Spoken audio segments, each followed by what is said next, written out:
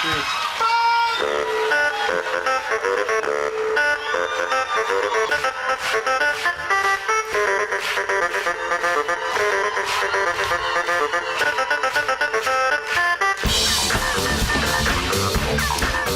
Hello and welcome back to the third preseason episode of SuperCoach Edge, where we'll be analysing the forwards in this instalment.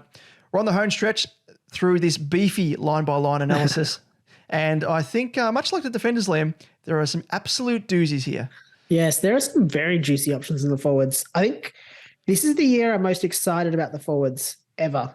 I normally, as I always say, I hate forwards, but I think this year, You and I both. this year, I think it's quite interesting. Like, I think there's a lot of, I actually was looking at my draft team. I'm pretty sure I don't have a non-mid forward playing. They're all mid really? forward. Yeah. Oh, wow. EPP. I'm going to have a quick look at that in a second. But yeah, I think I'm pretty much on the bench, maybe same. not. On the bench, maybe not. They're all DPP on my field. Yeah, my bench only has, I mean, it's a rookie, so it's just a placeholder at this stage. But yeah, they're all mid forwards, which is nice. Wow. Well, I've got I've got four of my six are mid forwards. One of which is a ruck forward. You can probably guess who that is. Yeah. And then the other one is a rookie. So it could be Ben King, could be another guy, and it could be another guy who is also a mid forward. But yeah, that's not set in stone, obviously. So I could be joining you with a full spread of mid forwards. Yeah, maybe that's why I like it so much, because it's actually picking midfielders, not forwards. Yeah, exactly. But mind you, I've only got one mid forward in my midfield, which is kind of like last year as well. I think I was struggling to find someone that could swing from the midfield to the forward line. So I might have to restructure that, but who knows? At kind of the early stage of the year, you don't really worry about it because, I mean, you're kind of upgrading the guys that aren't DPP. Exactly. So yeah, not too bad. But I just want to ask you quickly, as I did last week, many changes to your team, or have you settled? This week, not as many. So this is a week since we recorded, just for everyone listening. I think a week and a day. I don't think I've had as many. I think maybe one or two changes. One or two changes that I've kept, but maybe two or three that I just trialed a player and then said, no, put it back. So not many. I've kept it pretty standard this week. I think I've only changed one player out of my entire team in a week. So I'm kind of like, I'm almost settled, even though I've got cash in the bank, as our old theme song motto goes.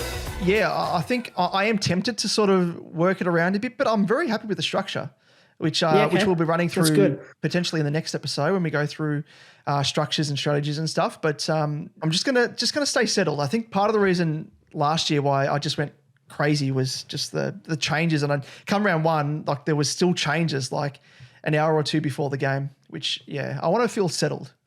But anywho, that's kind of part and parcel of SuperCoach, isn't it?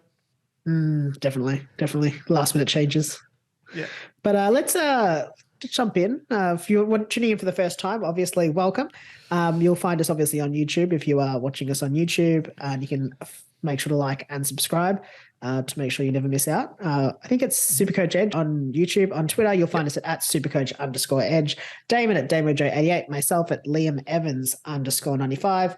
Facebook, Instagram, and TikTok. Search SuperCoach Edge and you will find us there.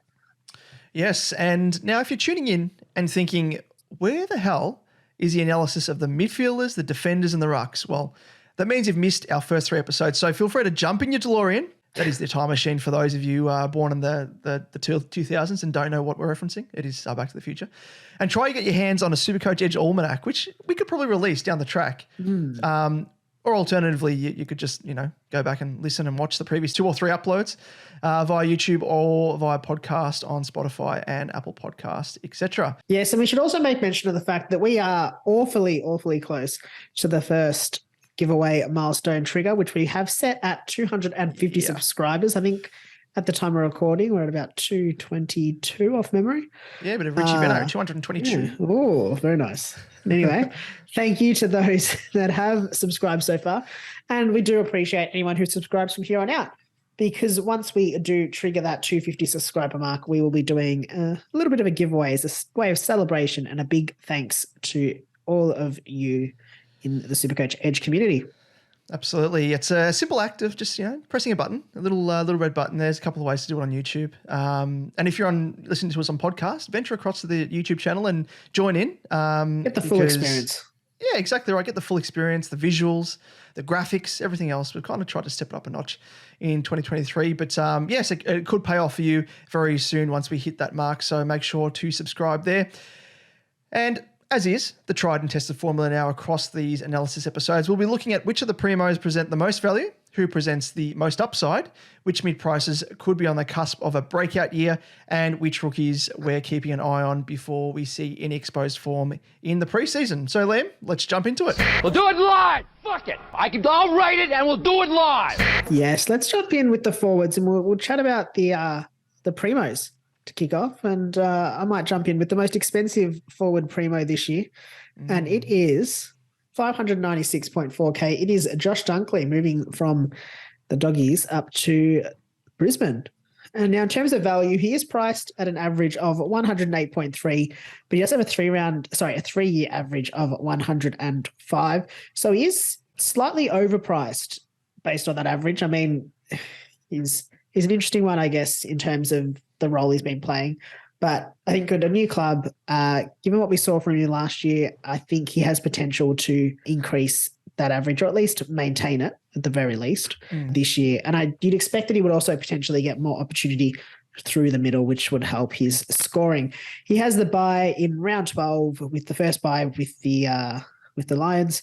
And in terms of queries and upside, there's always that question whenever a player moves club. There's a question about what effect does this have on their scoring. However, this should be a net positive you'd expect for Dunks, potentially helping to push close to his 2019 average of 116. And there's really no reason to expect that he won't do this. Moving to the line should give him some room in the midfield, out of that stacked midfield at the Dogs. I mean, there's still a few midfielders at the Lions that you would expect that he probably has to come up against, but not to the same extent. And I think the other benefit with Dunks is still a capable scorer when he is playing that mid forward role. Like it doesn't fall away like you do see with a few other players. So I'm not as concerned. I think the upside's there. I think he's worth paying up for. And I think the fact that he's just such high ownership, if he does go bang, you are behind the 8 ball if you don't have him. And if he doesn't go bang, then everyone else is in the same position as you. So it's not going to hurt you as much. So at this stage, in terms of verdict, he is a lock and load, and you are paying for the quality. You're paying for quality. You are paying up for it, but it's probably worth it in the end. Yep, no, I totally agree. I think there's a few people out there that have reservations over how he's going to fit into the Lions midfield, and it's fair enough, but there is sort of guys that are going by the wayside. There's like Jared Lyons is one. He kind of fell out of favour late in 2022. But you'd think with Dunks' quality, he's going to provide so much more pressure, and obviously loves to tackle and whatnot as well, which kind of gives him that base. And yeah, that you mentioned there, that average of 116.5, which is kind of the height of what he's able to achieve over the years. If he can make up, that's a 8-point average differential on what he was averaged last year. So yeah, if you can hit that average, as you say, probably easier to start with him. And then if he doesn't get off to a fly, you could always downgrade him. But fading the highest price player in this case is going to be so much harder to get him into your team if you don't start him, and you're going to be behind the 8 ball because he is going to be one of the most owned players in the competition, that's for sure. Yeah, definitely. And just looking at, just quickly, the CBAs for 2022 at Brisbane, it was Lachie Neale with 85 highest. And then Oscar McInerney, 69, obviously Ruckman. Jared Lyons was the next highest with 65. Hugh McLuggage, 55. Reece Matheson, 44. Devin Robertson with 38, and he's only played a handful of games there. Cam Rayner was still 25%. Zach Bailey, 21%. Zorko, 20. I really think he's got opportunity to take probably Lion's spot to an extent. He sort of fell out of favour a little bit towards the end of the year. Maybe he also gets a little bit of McLuggage, where McLuggage can be pushed out to that wing role, which I think he's a bit more damaging in. So I'm not too worried in terms of CBAs, but even then, with that being said, as he's a capable scorer without it anyway. Yep, spot on. He is a lock and load for me as well. Moving on to Stephen CONIGLIO, and he is priced at 557.7k. In terms of his value, he is priced at an average of 103.3. His best average since 2018, so his price comes at overs for his 3-year average. Yep. However, if we look at his scores post Leon Cameron, the Leon Cameron eras would be known as, when Cogs did go into his natural midfield role, his average is actually 111. So probably better to take closer attention to that because it's maybe more of a true average in that sense there. So it's like what's it called? It's BC before Christ? Yeah, BC and AD. Yeah. So it's like what are you going to call it? After Leon, after after LC, ALC, ALC, and BLC before Leon Cameron. So let's refer to it as that from now on. Yeah. In terms of his buy, he does have the round 15 buy, which is, of course, the 4th buy. In terms of his queries and upside, so if we were to extrapolate out that 111 average, which we spoke of for the rest of the year, 2022 would have been a SuperCoach career best season for him. So it's hard to see him increasing his average off the back of that. But as he is priced at 103.3 average, there's an argument that he's actually unders.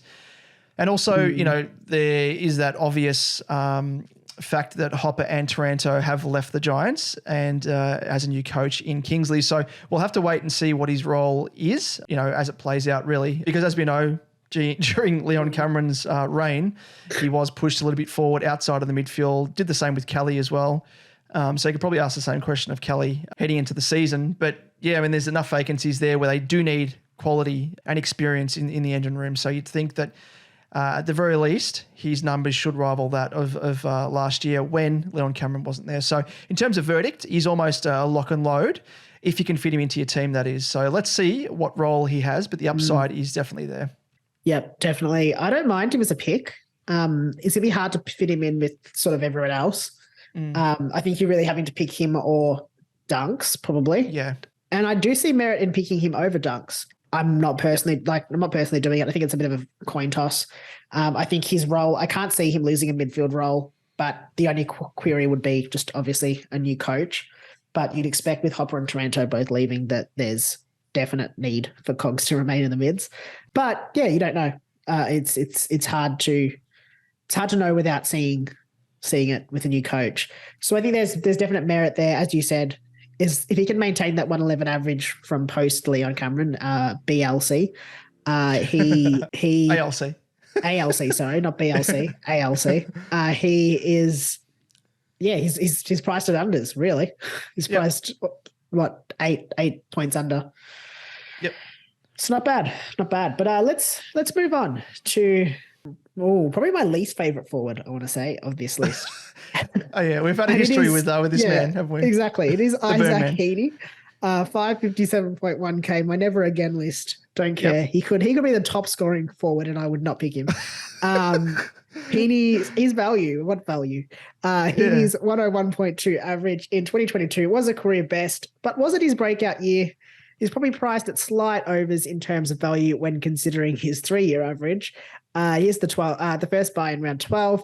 And in terms of queries and upside, the main query for HEENEY is, I guess, whether his 2022 season is what we can expect from him going forward, or was it just an out-of-the-box year? It's always going to be hard to say. But the other key, so that's one thing. The other key query for me is around his ceiling. Not just his game has a big ceiling, but he also has a low floor. He had 4 games below 80, 2 of which were in the 50s. With that being said, he did turn up in 13 of his 22 games, including 2 140-plus games. So big opportunity there. The other query, I know he played every game last year? Oh, he played full 22 games for the first time. It's interesting.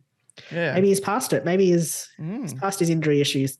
But that's, I guess, the other query that I always have is just HEENEY is synonymous with some sort of injury. Yeah. So, yeah, one that I probably, in terms of verdict, probably not a surprise. It's not a lock and load for me at his price. And with the first buy, you can probably wait to target him mid-season. But he's just a player that I just don't want to pick. Yeah. It's just hard. It's hard. And it's basically just a gut feel for me with him, really. Yeah, I'm very much the same as well. Like he's burnt both of us over the years, so we are a little bit jaded in that sense. But yeah, you're totally right. I think the one thing that sticks out to me is the fact that he is priced at that 101.2 2022 average, yet his 3-year average is 92.9. So I think he's 9 points over virtually what he should be priced at historically, what we think anyway. And yeah, like his previous two averages prior to last year was 83.5 and a 94. So I think he is definitely, that's kind of his peak. I can't see him really elevating that much more. And he got very lucky. We could go through and break down his year game by game, but there was a stretch of games there where he got super lucky with gimme goals late in the game, and he got rewarded like massive points, which is really strange when the game was done and dusted in the Swans' favour. So I think in terms of that, it kind of overinflates his overall average and his price in turn as well. So I'll be looking elsewhere as well. Agreed. And I think I haven't seen him in many teams. Like, again, anecdotal. I haven't seen him in many people's draft teams. So I think it's almost like that other issue of him not being picked by a heap of people. It has that same issue of like, if he gets injured, it affects you disproportionately to other players. But also just he's $600 cheaper than Cogs. Cogs is a much more sure hit to me. So I would certainly be going for Cogs instead of Heaney. Yeah, that's a fair point. Yeah, there's more chance of Cogs elevating his ceiling without Hopper and Taranto there, getting more mid minutes and CBAs, as opposed to Heaney virtually playing the exact same role and being reliant upon kicking goals up forward with a bit of time in the middle and pushing up the ground. But let's move on to the next option in line, and it is Dylan Moore, priced at 531K on the dot. In terms of his value, he is priced at an average of 94.6. It was his best season by almost 20 points, so it's really hard to say if he's good value at this price in isolation. It could be, the first season of many to come where he averages around about that score. But yeah, having said that, it's the only sort of snapshot that we've got of the one season, so it's hard to really gauge. In terms of the buy, he's got the round 14 buy, which is the third buy overall. And then looking at his queries and upside, despite being a top 8 forward by season's end, his scores are actually quite varied. And Liam, you've written down a few stats here. I went a bit crazy here. Sorry, guys. No. But it's kind of, it is like it's all over the shop. It kind of, I guess the good range is kind of in the middle. But I'll just quickly run through it. So it's 140 plus. He scored once. Between 130 and 140, he did once. 120, 130 was once. 110 to 120 was twice. 100 and 110, he scored 4 times in that range. Between 90 and 100, 5 times. 80 and 90, 3 times. Between 7 and 80, 2 times. Between 60 and 70, 2 times. And under 60, just once. So, he's got a good sort of floor in that sense, I think, for the role that he plays. Yeah. But it's probably dependent upon, the role that he plays, really. Is he going to be maintaining CBAs like he did, like he was gifted, I guess, last season by Sammy Mitchell? So that's hard to gauge. Sorry, just on that, you'd expect maybe to an extent he does. I mean, just having a quick look at his numbers, Dylan Moore really only hit the midfield with CBAs after round 15. So he only averaged 16 for the season, but he did have some big numbers, 60, 61, 73 in the back end of the season. So, I mean, he didn't have terrible numbers, but it's hard to pick him. Yeah. I think it's too many queries, I think, for me at this stage. It kind of falls into that category of like how many queries are hanging over a player's head. And for me, the big one for me when it comes to all players is, apart from durability, is like the role in the team. And if it's up in the air and he's only been sort of thrown into a new role sparingly last year, there's nothing to really say that it's going to continue, despite the fact that he did actually play well. Who knows, like with the exclusion of, Tom Mitchell and Jaeger O'Meara and stuff, could it then opt that he's given more CBAs? Yes, maybe, but it's not guaranteed. So for me, based upon that, I'm going to avoid him at this stage at that price point. Too much of a risk. Like you say, he's only, 26K away from selecting Cogs. So I'd prefer to go for him over Dylan Moore. Yeah, and I guess looking at his scores, round 17, 60 CBAs, scored 135. Round 18, 61 CBAs, scored 113. Like, it does go up, but then there's also games, round 20, he has 45 CBAs at 69. Like, it's not it's not There's necessarily a little bit of a correlation, but yeah, it's there's a little bit, yeah. but it's still not quite as strong as I think it could be. Yep. So at that price, again, not sure I would be picking him, especially when you consider the next player on the list who is priced 3K less ish, 529.4K mid forward and eligible as well in Zach Butters. I think you got a better pick there. He's another forward with a career best season. There's a lot of these going around this year. With an average of 96.2 in 2022. Was seemingly a bit of a breakout season, so probably priced on par with expectations for him. He has his bye in the last round of the buys, which is round 15. And in terms of queries and upside, I guess the main query with Butters, especially in recent seasons, is his durability.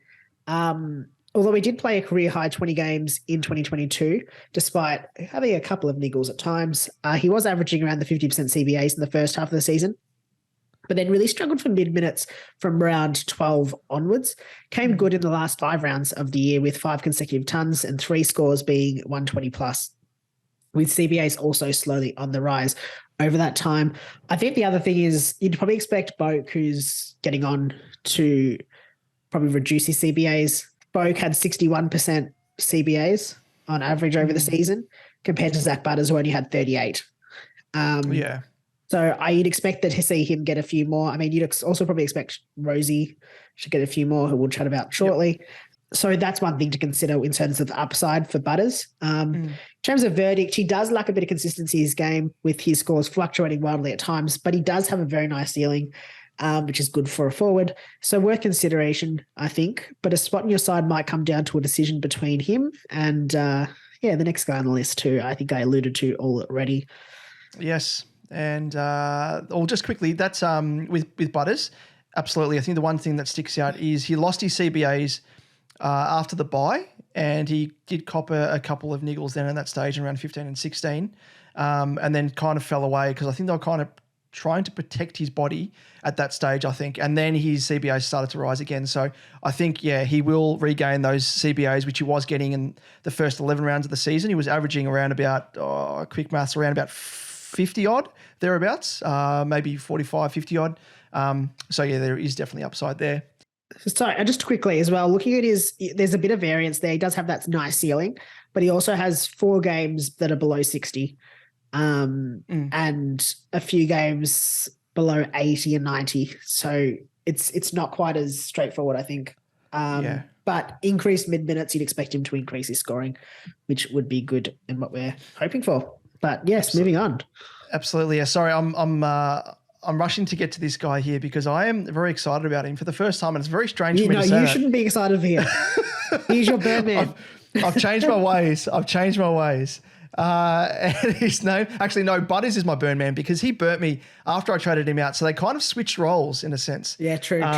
Whereas ROZEE, I was very, very close to getting him in, but I went for stupid Baker instead from Richmond.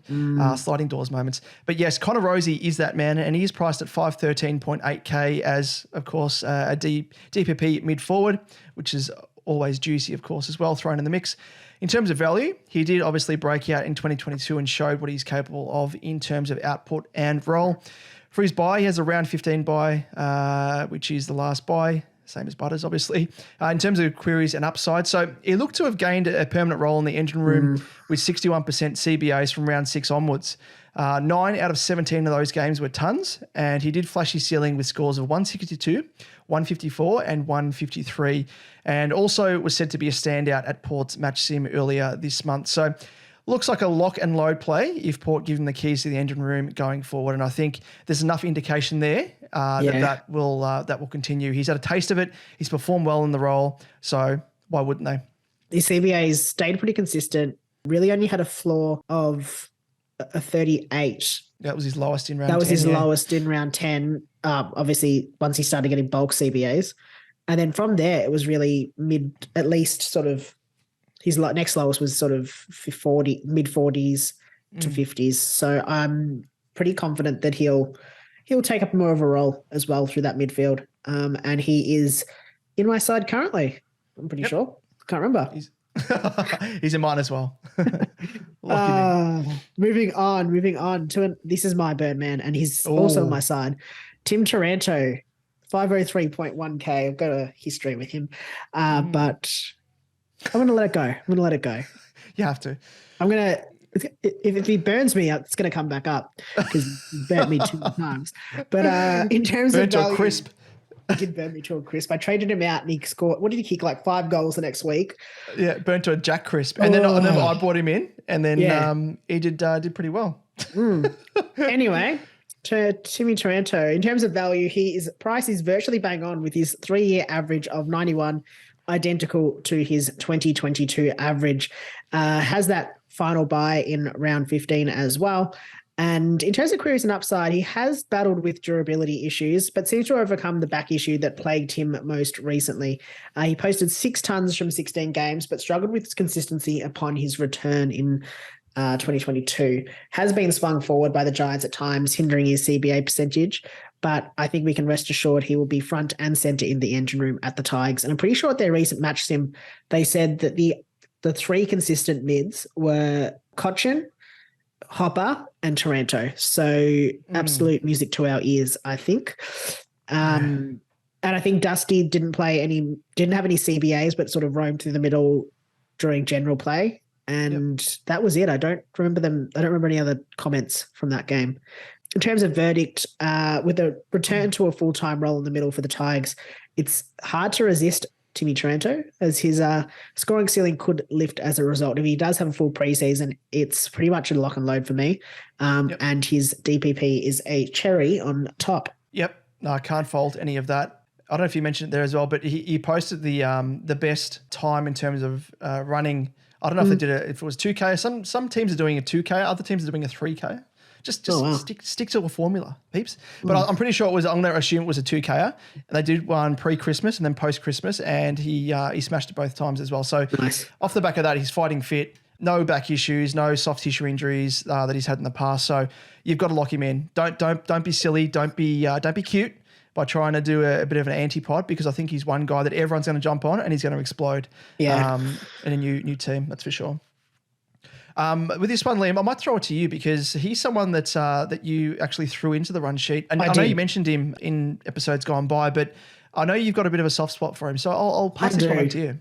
I do. Errol Goulden. I think I've mentioned him in some recent weeks. 472K, obviously forward.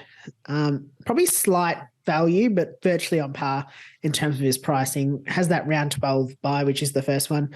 And he has had small runs through the middle at various stages and looks to have held his own, stepping up his game in his second year.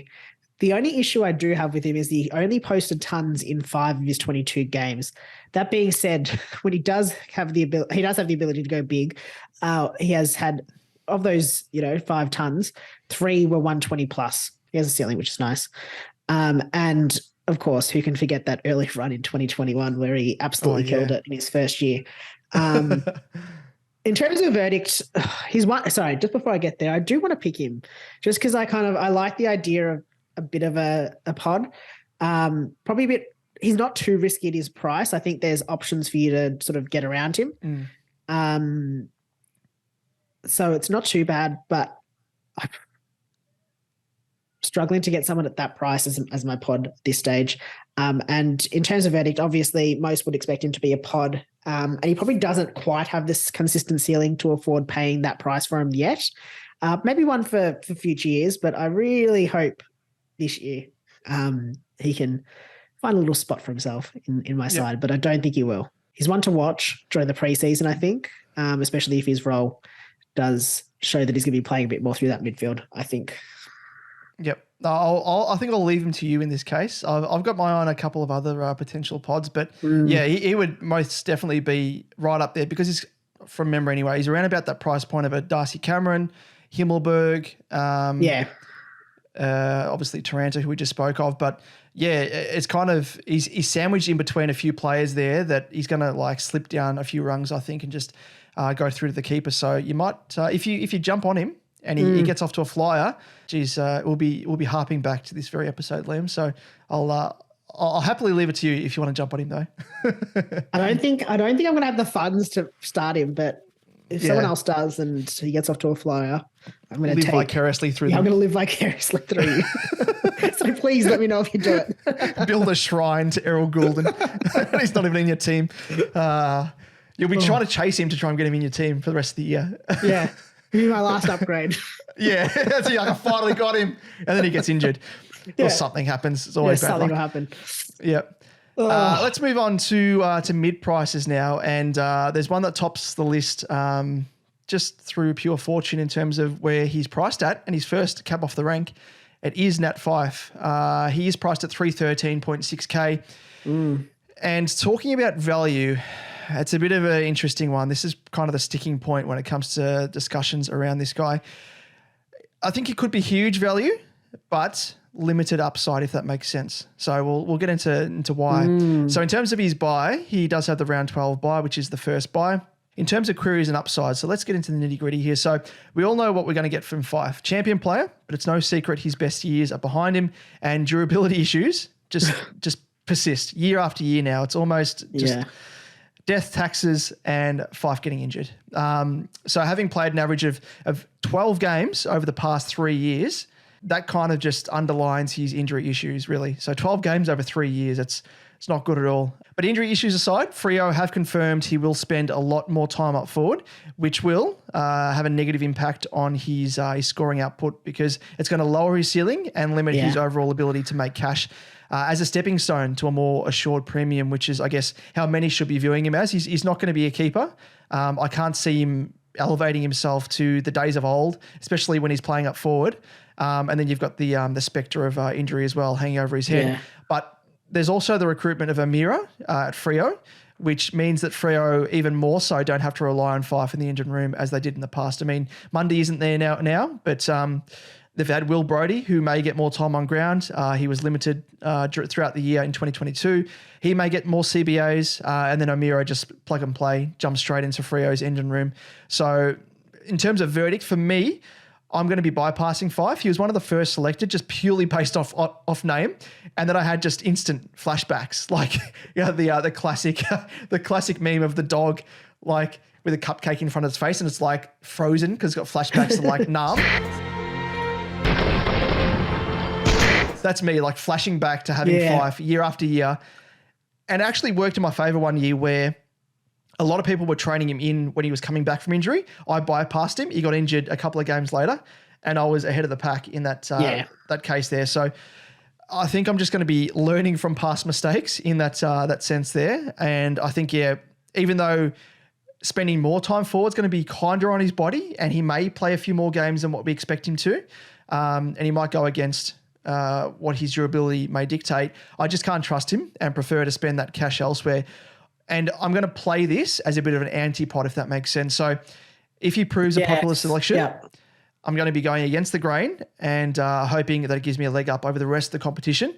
So if he's owned by over 50% of the competition, if he gets injured, has a downer, doesn't fulfill his average that we expect him to, that's going to give me a leg up over at least half the competition. So try and find those little ways from the get-go, from the starting line, to try and give a leg up to yourself over the rest of the competition. So that's the strategy I'm going to take, I think. Yeah. The one caveat to him being injury prone that I will say is if you're going to play him, start him, because you're only wasting one trade on him if he does get injured.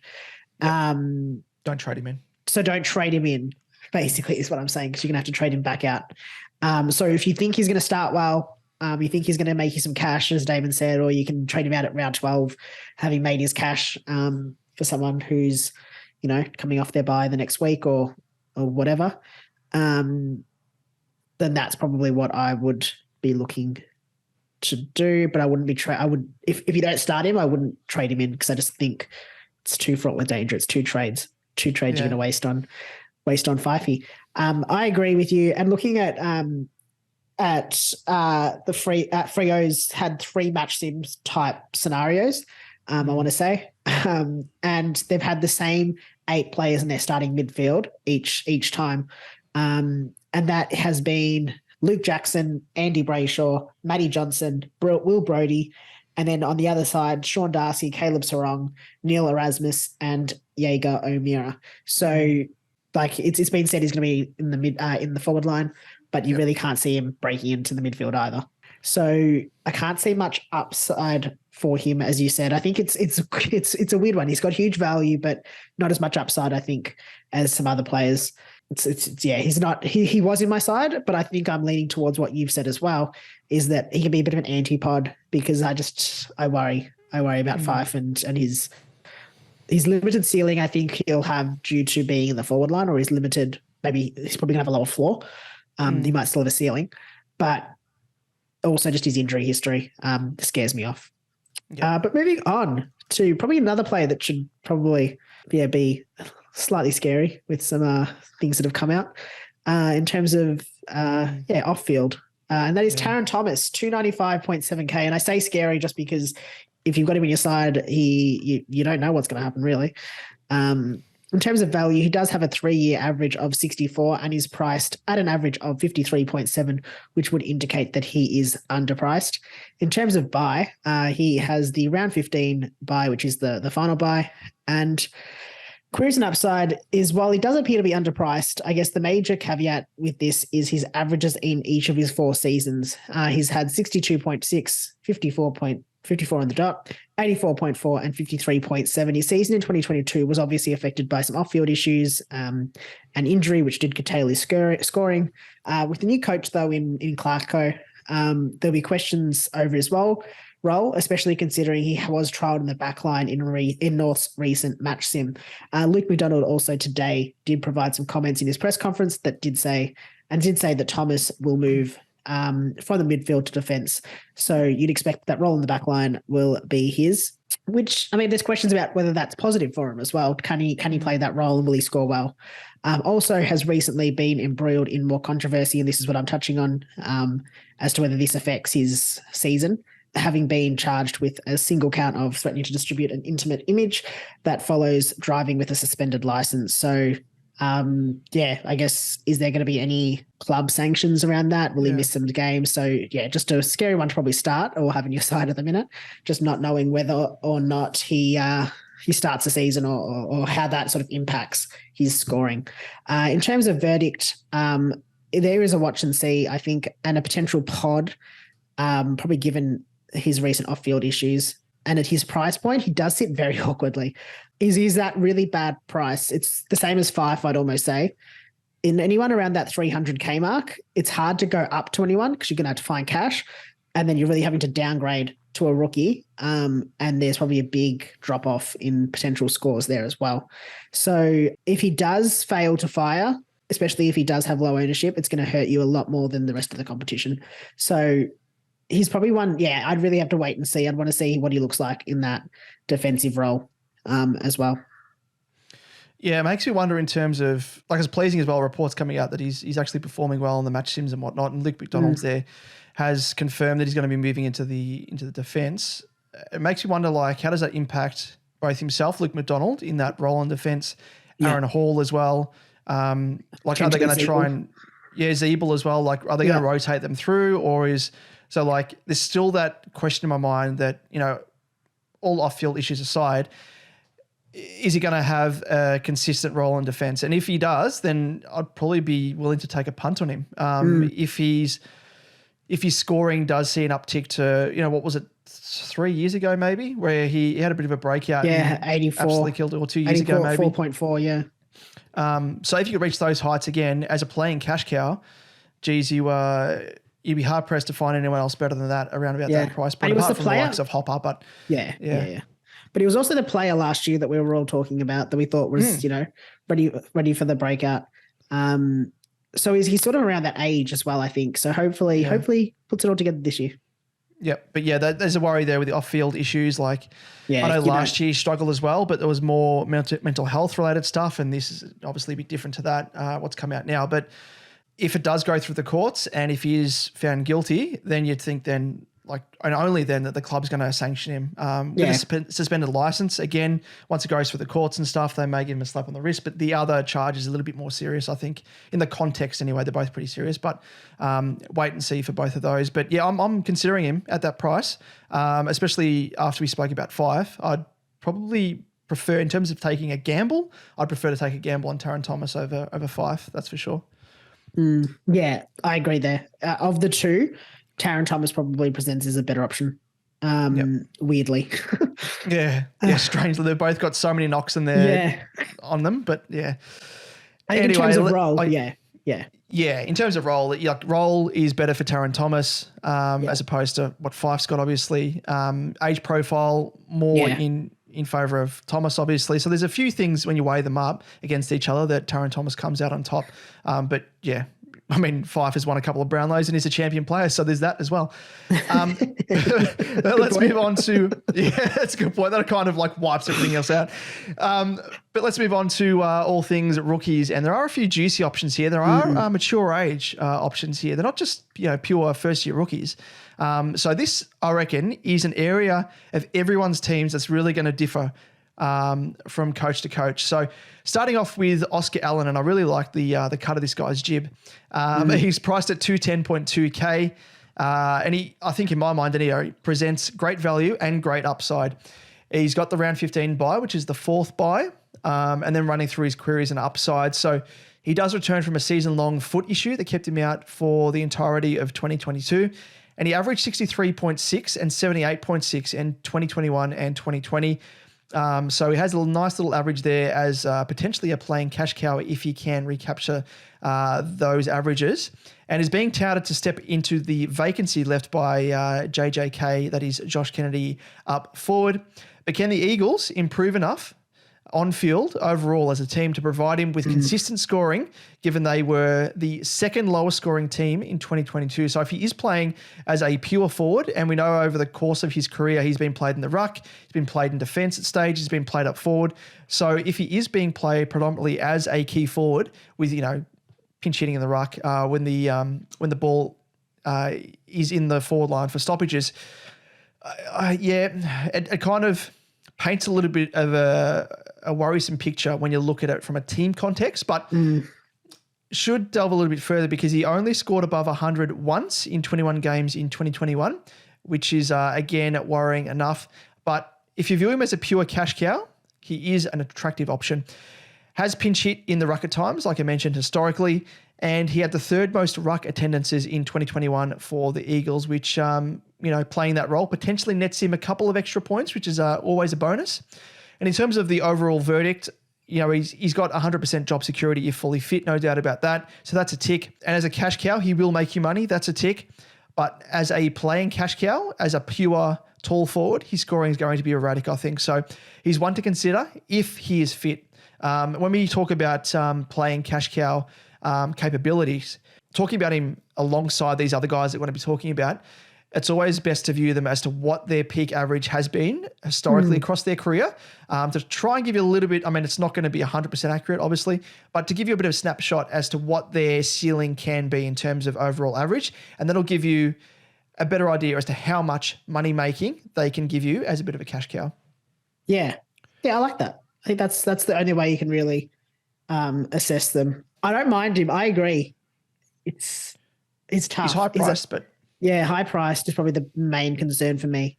But as you said, I'd expect that he does get that nice, like has that job security, which is good. Another one to consider from my mob, and I'm very excited about this. It is Anthony McDonald Tipungwuti, 209.6K, coming back out of retirement, very short retirement.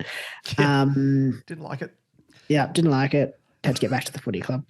Moving on. He missed you cheering him on. That's what it was. Exactly. He was just like, damn. Funnily enough, he was actually doing a tour around Australia, caravan tour.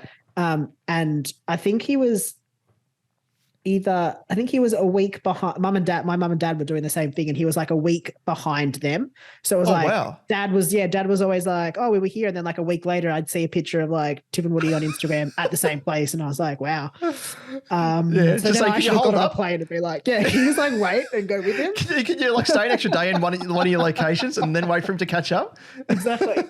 Anyway. But leaving like breadcrumbs behind them, like a trail. Come and follow me, Tipper. And then you'd be there waiting waiting like the leprechaun with the pot of gold at the end of the rainbow. A creepy leprechaun at that. You're like, are you going to sign back up? Or are you going to, come on. Yeah. I was just there recruiting him, let's be honest. You had there with a contract, like in a pen, just signing the dotted line, mate. It's actually you that got him over the line. Yeah, exactly. I didn't take any cut. Nah. Anyway, value is good value and probably some great upside there. Has the buy in round 14, which is the third buy. In terms of queries and upside, returned to the club after retiring in 2022, much to Liam's delight. Fitness is obviously the big query for Waller, but if he can find his way back into the lineup, he does feel that need as a small forward. So the opportunities are there, especially probably while the Davey twins develop. I think Jaden particularly is the small forward. I think Orland Jr. probably plays as a forward, but he's more of a plays more through the midfield. I think the other not issues, but you've also got Jai Menzies, who's been playing really well this preseason or training really well, and Tex Wanganeen, who could also fill that role. I think if Waller's fit, he's the first choice. Like, I think he's got the runs on the board. He's a mature body. He should be able to fit the role. I haven't got any clue as to whether he's probably match fit or would be likely to line up in round 1. So, yeah, I'm not sure. He's a really interesting one in terms of that. Once he is match fit, though, I think his job security should be pretty solid. In terms of verdict, I think is a good pick because he has a bit of a floor for a relatively good floor for a small forward, considering he does have a lot of tackling ability and a focus on tackling. But obviously his scoring output is going to be reliant on goals. He's sort of one of those low possessions, high impact players, so he doesn't necessarily translate well for SuperCoach. He could make you some cash, but consistency is always going to be a big query if you're playing him on field as a small forward. So watch over the preseason. I think, I'm going to be honest, my gut feel is he probably doesn't play round 1 though. But there's absolutely nothing in that other than just gut feel. Yeah. Well, it's kind of hard, isn't it, as well? Like coming back from, like we presented the same question with Liam Jones, like being out for a full season, like how's he going to come back in terms of match conditioning, match fitness? So the same question should be asked of Tipper as well. Yeah, and like you said, there's a bit of competition there potentially. So there's no guarantee that they're going to just lean on him even if he's not fit. So yeah, but having said that, if he is a round 1 goer, will you be tempted to put him in your side? Yes. Oh, he's not an awkward price. He's just very highly priced. I'm just trying to look at my team now to see whether I'd probably have to move someone around to actually fit him in. So probably not. It'll depend on the other rookies and how they're named, obviously. But at this stage, I probably wouldn't be able to afford him unless I could skimp somewhere else, basically. His averages actually aren't too bad. Looking at him in terms of being a cash cow, from 2016 to 2021, he's had an average of 72, 73, 67, 75, 68, and 63, rounded up. I just don't want to go through the decimal points, but yeah, like you think they're around about a high 60s, thereabouts, pushing bad. 70s across his career. So not too bad. If he was a bit of a cash cow at that price point, you could probably afford to do it. Yeah. Yeah, you're tempting me now. Might have to move some players around. I'll have a think about him. But there's another guy as well, which was his former teammate. And by the way, I didn't gloss over the fact that you referred to yourself in third person. Yeah, I know. I was waiting for you to. We just said it was Liam's favourite. Yes. And I'm tipping Liam to potentially choose him if he is selected around 1. But this other guy, his former teammate, which you don't like, one of BT's favourites, of course. What's his first name? Orazio. It's Orazio Fantasia, or however he says it. I'm not against him. I don't dislike him. He went home. I'm okay with that. No, but I'm not picking him. I don't like him as a pick personally. As in, like you say, he went home like Happy Gilmore says to the ball when he's like, it's on the edge of the hole. Oh, why didn't you just go home? That's your home. Are you too good for your home? Answer me. That was what I was screaming at him from the sidelines. You go home. You're too good for Essendon? Yes, that might be a Photoshop job right there. But Razio Fantasia is priced at 203.3K. So in terms of value, he comes in priced at around about an average of 45 with a 3-year average of 58.6. And then, in terms of that, he's underpriced, but for his role and injury history, there's a big risk. There's a big risk, I think, there. In terms of his buy, he's got the round 15 buy, which is, of course, the fourth one. And then in terms of queries and upside, so he did miss the entire 2022 season due to injury, and his injury history is probably his biggest query. He's failed to play a full season in his 9-season career. A full season. Jeez, he's struggling. And likewise, the question remains, is he actually in Port's best 22 in best, I've written 2022 here. Is he in Port's best 2020? Again, is he in Port's best 22? I've seen a few people who did the same on Twitter. Well, he wasn't in 2022 because he wasn't playing. Oh, yeah, in 2023. Oh, my God, here we go. Yeah. So you'd think he would be, as they'd need a small forward, and recent comments from Ken Hinkley would suggest so too. And the final query is really around his scoring ability. His last 3 seasons played, he's averaged 61.5, 56.2, and a 57.9. So wouldn't really expect big scores from Razio, but it could be a serviceable rookie with decent job security, potentially in brackets. For the verdict, is definitely, I think, a wait and see. Need to see whether he actually makes the round 1 team and whether he makes it there without injury also. So, I think I wrote that. That was a bit harsh on my side. No, but it's true. We're channeling your anti-Razio Fantasia. I'm not anti. I'm only anti him in terms of SuperCoach. Like, I'm not looking at him at all. Okay. I'll take your word for it. Injury history. His injury history. And the fact that he turned his back on Essendon, that's another one. No, I'm not that. That doesn't bother me. I just think I've never had an issue with Fantasia. Yeah. And her, on the other hand. We don't talk about it. But Fantasia, I just think his injury history is his biggest concern. He hasn't played a full. I'd say he's worse than Fife. Like, he has never played a full season. Spot on. I want to say he's getting on, but he's a bit older. Didn't play last season. He probably feels a need, but I'm not too sure on him. Yeah, no, I agree. But moving on to number 1 pick. Was he number 1 pick? Yeah. Yeah, number 1 overall. Yeah. 207.3K. GWS traded up to get him as well. A man in demand. Yeah, very, very high demand, but probably not so much in demand in SuperCoach. His value is probably low considering his role and his high price, and he has some probably pretty shaky upside, really. Has the buy in round 15, which is the final buy. And in terms of queries and upsides, he does come in as the highest priced rookie, being the number 1 pick, and as a key position forward. His scoring upside is going to be very limited from the outset. You'd think, before even factoring in that it's a first-year player in a Giant side that you would expect to struggle in 2023. So there's a lot of crosses there. You'd think that given the Giants' lack of quality, I guess, in terms of forwards, that CADMAN should be given ample opportunity to play a decent number of games. But I wouldn't expect much from him just because he is that key position forward. And probably why his price point doesn't make him an attractive option. In terms of verdict, though, as I'm sure it comes to no surprise based off what I've been saying, you've really got to monitor him over the preseason, but unless he looks like he's going to have an absolute blinder, I just don't think he's worth forking out the dollars for. I think 207.3K, you'd be better off, 2 extra K and you're getting a Tipungwuti if he starts, an extra sort of 10-ish K, 8K, and you're getting an Oscar Allen. 2K and you're getting extra Oscar, 3K, you're getting Oscar Allen. I think there's better options, or you can go down and probably much better options with some other guys that we're going to talk about shortly. Yeah, but totally agree in terms of CADMAN. You might get opportunity, limited ceiling, first-year player. As we know, key position players usually have a tendency to take a little bit longer than the smaller counterparts to have an impact. So, he is a pass for me, absolutely. Moving on to, here we go. This is former Don, another former Don.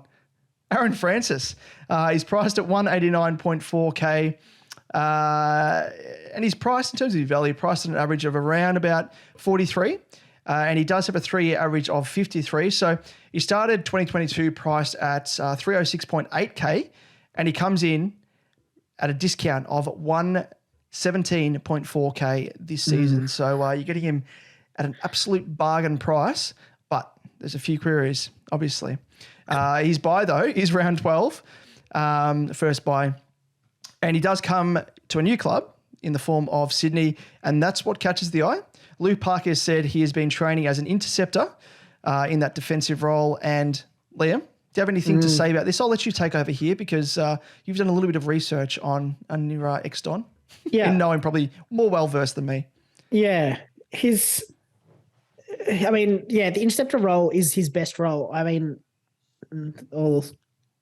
everything aside, I don't quite understand why we never played him as much through there and tried to persist with him as a forward, which he never really was. I think the main query for him surrounds whether he's going to be best 22 for the Swannies.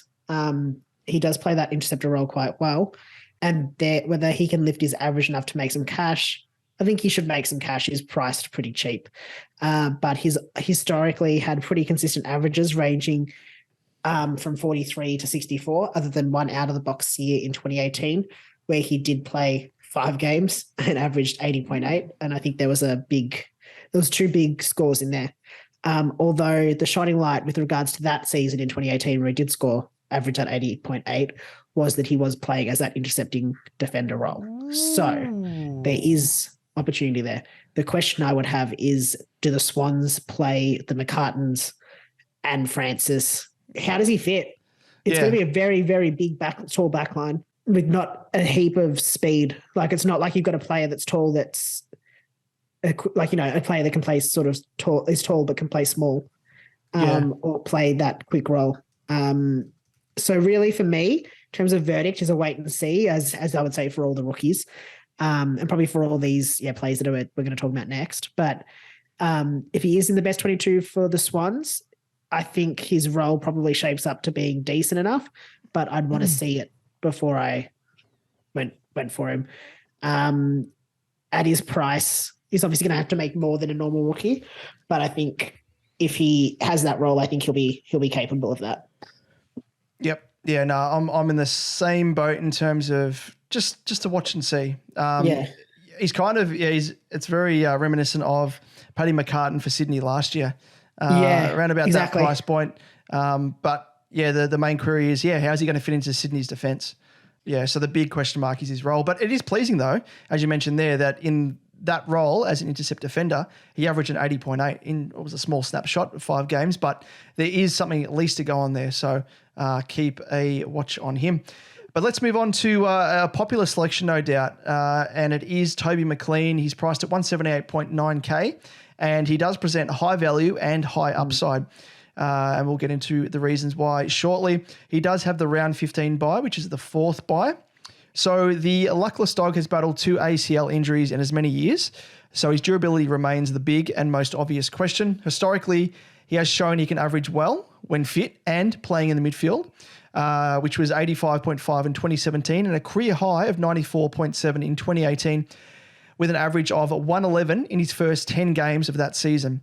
His average then dropped to 70 and 68.2 in 2019 and 2020 as the Dogs started to sort of pigeonhole him as a bit of a pressure forward, unfortunately. In 2020, when McLean played 12 games, he had only fleeting moments in the midfield with an average of just 2% combined, spending time up forward instead. He played just the one game in 2022, which was the elimination final, and actually punched out a 100 on the dot. Yeah. SuperCoach points playing as a high half forward off 21 disposals and 9 tackles. And it's obvious the big upside is the departure of Dunkley and Hunter as the two that have left 2 big vacancies in the once overcrowded engine room and across the wing. So the question remains, could McLean shift back into one of those spots that he did have back in 2018 and 2017 when he actually scored those nice averages of 85.5 and 94.7. And in terms of his price point, he only actually has to average 60 to go up around about 100K as a cash cow, which is pleasing as he hasn't averaged below 65 in his career to date. So in terms of the overall summary and verdict for me, even though he's an obvious risk with injury, coming off the 2 ACL injuries consecutively, I think he's almost a must pick if he's confirmed best 22. Even if he doesn't spend as much time in the middle as we had hoped, he should be able to push the average of 60 in order to make us bulk cash, which at the end of the day is the main thing. But I think the potential for his ceiling to elevate to the 85.5, 94.7 range, he could potentially be, I'm going to call it early, he could potentially be a Will Brodie of 2023.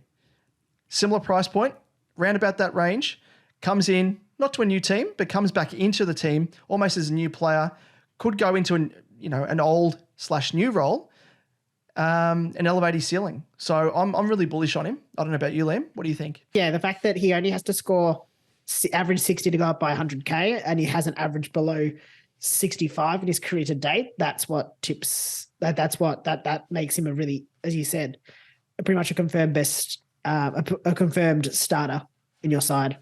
That's a big stat. And I can't see why he wouldn't get up closer to that 70, 80 at the very least, based off that. Because also at that price, he's easy to downgrade to a lower priced rookie if something does happen.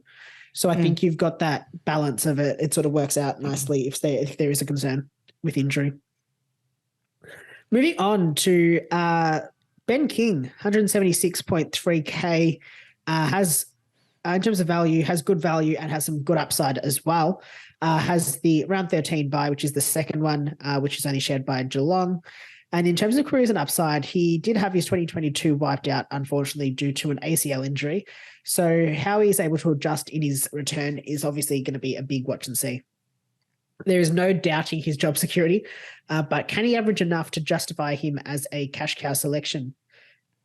In terms of averages across 2021 to 2019, he averaged 53.4, 55.6, and 41.4. So he isn't going to be one that you want to necessarily have on field, especially given his scoring will no doubt fluctuate wildly as a key position forward.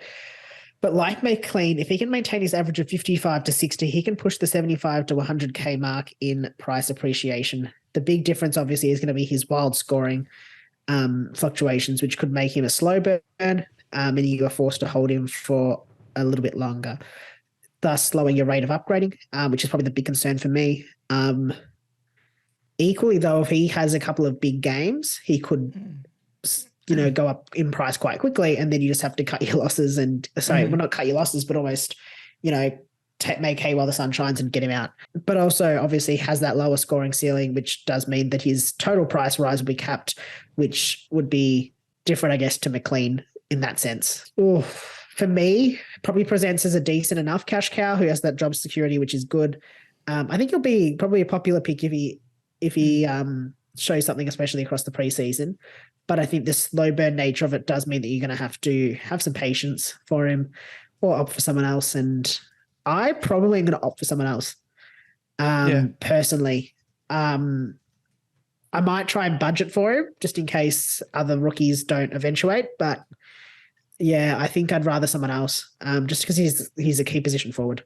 Yeah, I'm very similar to you as well. Like we touched on it just before with McLean, you've almost, in order to differentiate yourself or differentiate all the cash cows from each other, you have to rank them in terms of who's going to make the most cash first and foremost, and then who's going to make cash at a relatively quick rate. Because if they're a slow burn, it actually, like you mentioned there, it slows up your ability to upgrade your team quicker than other teams in SuperCoach, which gives you a leg up. So you've almost got it's hard to predict, obviously, but you can do it around their role, potential upside. And yeah, I mean, as a key position player, he's going to have those ebbs and troughs, but he could have a blinder, which then catapults his cash generation, into a quicker spiral, I guess.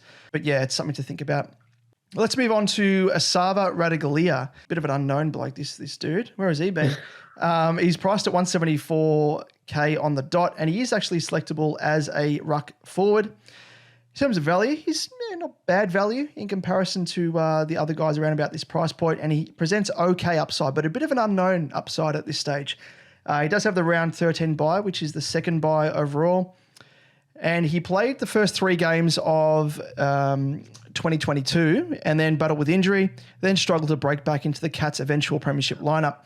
Port did offer during the trade period pick 33 for him, but the Cats ultimately chose to keep him given he showed promise playing as a defender in the VFL.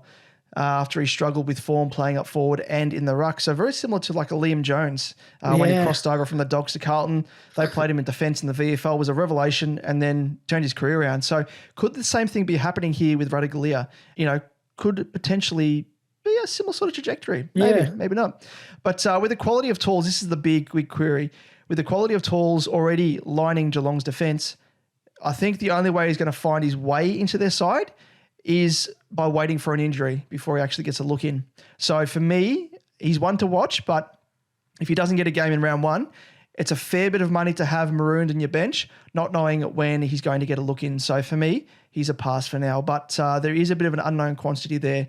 Like Liam Jones, like Paddy McCartan, forward thrown into defence, could unearth a bit of a gem here. Could be a diamond in the rough. But for me, I haven't seen enough at this stage anyway to warrant picking him, especially at that price point.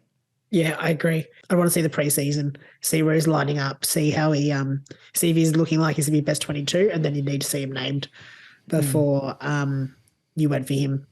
It's too much cash to have on the bench, way too much cash. But as you said, bit of a diamond in the rough potentially, which juicy. Moving on to the next guy, and it's a true rookie, which we did speak about in the mids episode. So I'll just touch on very, very briefly, and it is Matthias Philippou, obviously mid-forward eligible. Probably one that you'd probably be more likely to put into the forward line than the mids, but I think we did touch on in the mid episode just because we just wanted to add everyone. Yeah, exactly. That was a action-packed one. That was a big episode. In terms of value, obviously higher price rookie as a first year, but upside is definitely there. I think this is where I'm sort of leaning towards. You look at like a RATUGOLEA and there's a lot of question marks. You'd expect Philippou would start the season. Obviously, that's one of the big questions. We'll have to touch on it a bit closer to the start of the season as well. But that's probably the main query. And then the other query really is role. Is he playing more as a forward? Is he going to get the time through the middle? Watch and see, especially with Ross the Boss. Just don't know what's going to happen. But I don't mind the pick. He's in my side currently, but I'll have to wait and see. Might make way depending on how teams look like they're shaping up.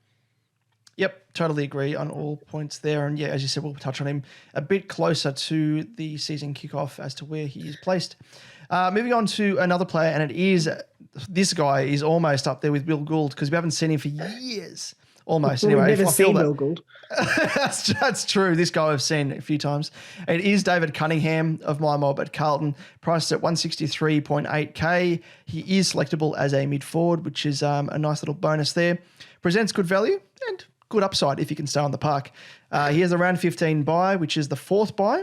And with this guy, durability, goes without saying, is a major concern. Missed all of last season with a knee injury, but prior to that had calf and hip complaints, which have just stalled his career, limiting him to just 41 games in 7 seasons, which over 2019 and 2021, he had an average of 8 games played.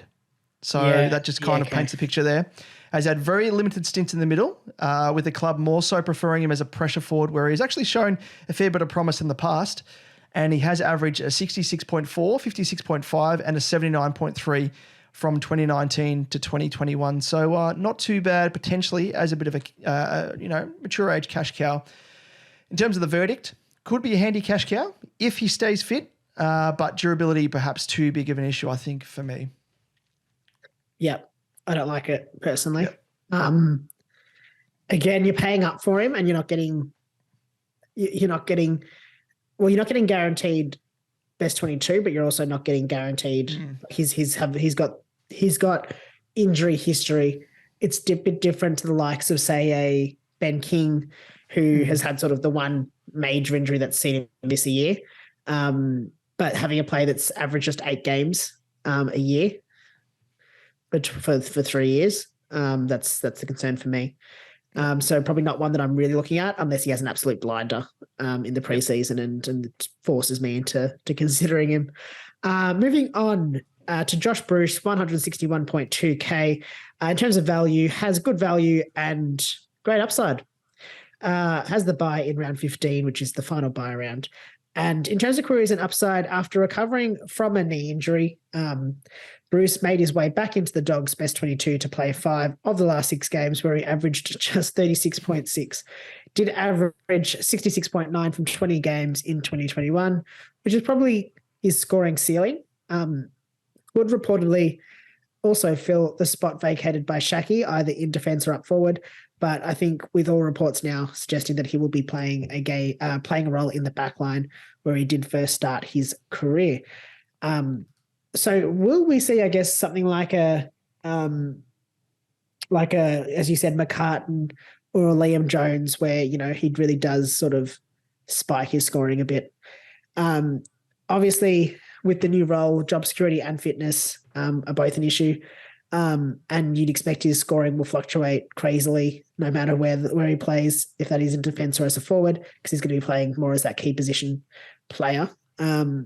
Either way, you'd expect him to make money, just how much and how quickly, and that's provided he can cement a role in the best 22 after the ACL injury in 2021. Yep. No, he's a watch and see there. See how he fits back into the potentially new role in defence. He's got Liam Jones there, a little bit of competition. But yeah, who knows? Just a wait and see there. But let's jump down to some true rookies in this sense. And it is headlined by Jacob van Rooyen of Melbourne, priced at 123.9K, presents great value and great upside, has a round 14 bye, and there's massive raps on this young forward from Melbourne, and many think he could actually be in line for a senior debut early on, and as early as round 1. Kicked 36 goals from 18 VFL games in 2022, and has even been played in defence, so actually provides a little bit of flexibility if need be, like a bit of a young version of Tom McDonald potentially. Has a bit of competition in the form of Shaki coming into the team, but with the ageing Brown and McDonald each spending time outside the best 22, it's not a stretch to think he could actually be ushered in as the next in line to take the tall forward mantle. So in terms of the verdict, he's a big watch.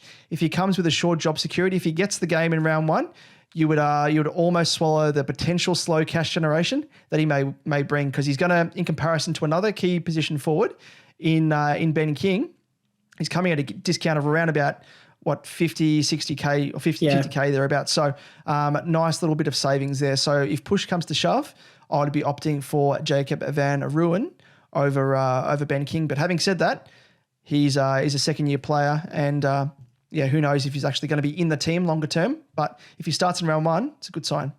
Agreed. I think main concern, is obviously his key position forward status, but also whether he is cementing himself in the best 22. But I feel like a lot of Melbourne supporters have been talking like he will be. Like, I think from what I've seen on Twitter, Melbourne supporters seem to think he will be in their best 22 and probably would get an early debut. So, I mean, obviously they're not selecting the side, but they probably have a little bit more knowledge around their side than I do. So hopefully he is. And as you said, if I'm having to choose between a Ben King or a Josh Bruce or someone else that's a rookie priced key position forward, I want to go for the lowest cost one, because they're going to have the most upside in terms of scoring ability, or not scoring ability, but the cash gen, for a similar probably scoring output that you'd expect. Now, moving on to another key position forward. It just feels like this is all we're going to get from here on out. 123.9K, Shannon Neale from the Cats. Value is great value and good upside. Buy in round 13, which is the second buy. He has long been touted as the successor to Hawkins and may get an early debut due to the Tomahawk recovering from injury and I think surgery as well. Of course, as a key position forward, as we have stated ad nauseum this episode, his scoring ceiling will be limited, and longer term there have to be doubts over his spot in a side coming off a premiership and with Hawkins also due to return. But hey, DeConning kept his spot after impressing. So true. There's you never know. Chris Scott might have changed his ways and be looking to play the kids. In terms of verdict, monitor very, very closely, as rumblings are he could play round 1. But if he is in and then straight out of the side, he won't be worthy of a selection as a cash cow. So it largely depends on when Hawkins is due back. So I'd be looking at both Shannon Neale and Tom Hawkins when you're considering Shannon Neale in your side. Yep. Very much so. Totally agree there. One to watch, no doubt. Moving on to the last option that we have here as a rookie, and it is Matthew Allison, priced at 123.9K. Presents, great value like the other guys, same price point, and okay upside because there's a little bit of an unknown as well on him. In terms of the buy, he's got the round 12 buy, and his name's been bandied about in media reports in recent times during the preseason as a potential replacement for Max King up forward. By all reports, he actually played well enough in their match sim recently and impressed in their 3K time trial, finishing second behind Brad Hill. So that's a fair effort. Decent effort. Big endurance athlete is a tall bloke. But without a senior game to his name, there is uncertainty as to whether he fits into the Saints' best 22 at all, let alone longer term once Max King returns if he does get a game early on. So in terms of the verdict, he's one to watch, no doubt, over the preseason, like all these rookies, but probably too many unknowns at this stage otherwise. I think longer term as a cash cow. So for me, even if he is named round one, I'd be looking at when Max King returns because he's probably the first out once he does return. I feel like he has more surety now that Jack Hayes has gone down with injury. Like he's probably a safer pick. When I say a safer pick, I mean short term. I don't know how long Max King is due to be out for. But yeah, he's probably one that feels a little bit safer than maybe a Shannon Neale. I don't know what that's based off. It just feels probably a little bit safer. I'd expect Max King's probably going to be out for a bit longer than Tomahawk. Yeah. And again, it's key position. Playing as a forward or a key position sort of forward role is going to limit his ceiling and limit his cash gen and make it a bit slower. So he really needs the longevity of playing to probably make the most cash. Yeah, he's I think he's actually played, might be wrong here, but I think he's played a little bit in defense as well. But yeah, if that's the case, maybe it provides a little bit of flexibility and maybe provides a little bit more opportunity to play, and it's not as reliant upon playing up forward or there being a role there for him. But yeah, I think there's so much to play at before the start of round one. So we'll keep you abreast of news as it comes in on him and all other rookies and players that we've touched on in this episode. But that rounds us out for another action-packed episode, Liam. This means we've now analysed each of the defence, midfield, rucks and forwards, but hopefully there's enough info there to feast your eyes and ears on as you construct your starting lineup. So, Liam, what do we have on the horizon for our next preseason analysis episode? Yeah, I'm looking forward to the next episode because we'll be chatting all things strategy, which is a bit of a mix-up for what we normally do, obviously, or the last 3 or 4 episodes. So that'll be fun. And I guess we'll run through some trade and upgrade strategies that you could adopt. We'll discuss how to best tackle the buys, how an extra buy adds yet another layer of complexity. I guess we'll also maybe talk about, the use of the boosts, the trade boosts. Yeah, true. Now that we've had a season of it and how you might want to use it again, and those for new players, how that works. Yeah, I think it'll be fun. I'm excited. Yep. Love it. Yeah, we've been alluding to a couple of starting strategies, especially across the course of episodes so far, which you may have picked up on as well. And we alluded to in the previous episode with Rucks, with a particular player that how you're going to be best utilising him, Liam. So we could potentially use that as a bit of example. Nothing's locked in at this stage, obviously, but there's many different ways that you can have your starting lineup and work that into your plans for trades as the season progresses. So we'll be going into some depths on those and obviously the rest of the points as well. As always, if you're keen to join the discussion, we encourage you to do so by commenting below this video if you're watching us on YouTube. And of course, don't forget to subscribe to our channel because we're edging closer and closer to that 250 mark where we will do the giveaway. Or alternatively, you can shoot us your comments and questions via Twitter, which is at @supercoach_edge, at DamoJ88, or you can hit up Liam, slide into his DMs, and it's the wrong handle I think I've put here, is it? Yeah, it is Liam at Liam Evans _95. I've tripped myself up. What an idiot. I put it in there for you to do, and I've done it, and I've tripped myself up like I've tripped over my own shoelace. What an idiot. And I watched you do it as well. Yeah, you just watch me like rubbing your hands together like, yeah, boy. Or alternatively, you can hit us up on Facebook. Just search SuperCoach Edge and you can follow us and like our page there and get updates as they're posted. And Instagram, you can just search us on SuperCoach Edge. And then, of course, on TikTok, We'll be doing nice little reels there. What do you call them? TikToks, I guess. I feel like an old man. Or what are they called? I don't know what they would be on YouTube. I don't know. These real stories. Shorts. Eat my shorts, as Bart would say. So you can go onto YouTube and you can eat our collective shorts. You can eat up the content on there. But Liam, before we go too delirious, we should probably sign off and do it all again next week. So we'll catch you guys same time, same place. We'll catch you then. All the best. See you guys.